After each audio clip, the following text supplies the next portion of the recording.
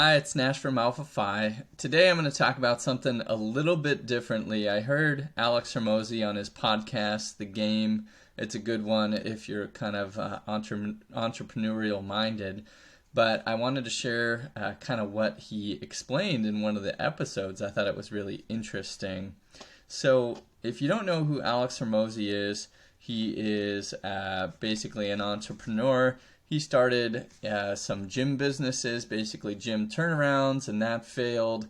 And he talks a lot about it on his podcast. And then they switched to a licensing model, and he ended up selling that for a ton of money. And I think he's worth over $100 million with his wife, Leila Hormozi. So very successful. They own acquisition.com now and acquiring and helping other companies grow and scale.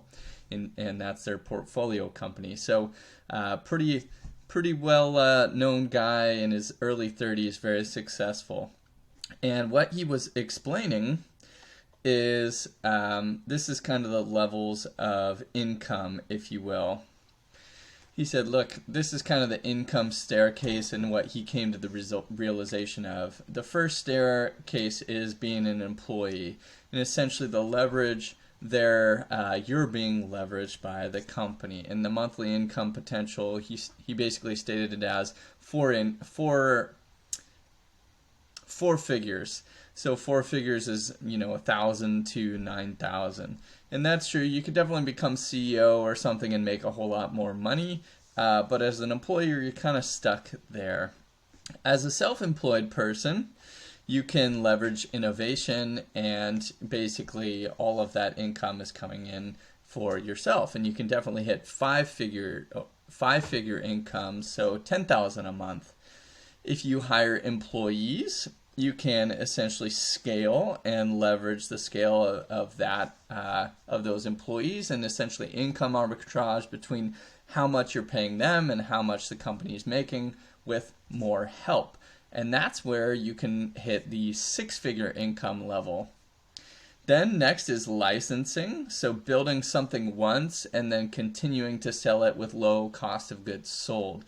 So not only are you leveraging employees, but you're leveraging something that you built that people want, and you can distribute that to the masses very efficiently. And that's where you can hit seven-figure incomes.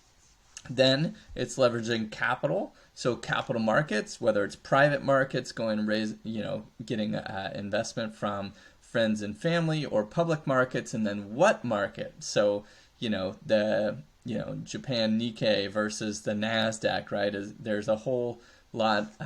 There's different pools to play in, different markets with different capital. So essentially, going public there, and which market you may go public in has a very different level of capital that can help a company scale.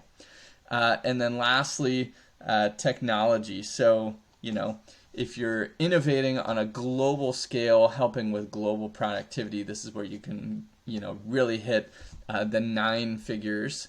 And so, anyways, I thought this income staircase and kind of how he laid it out, because he's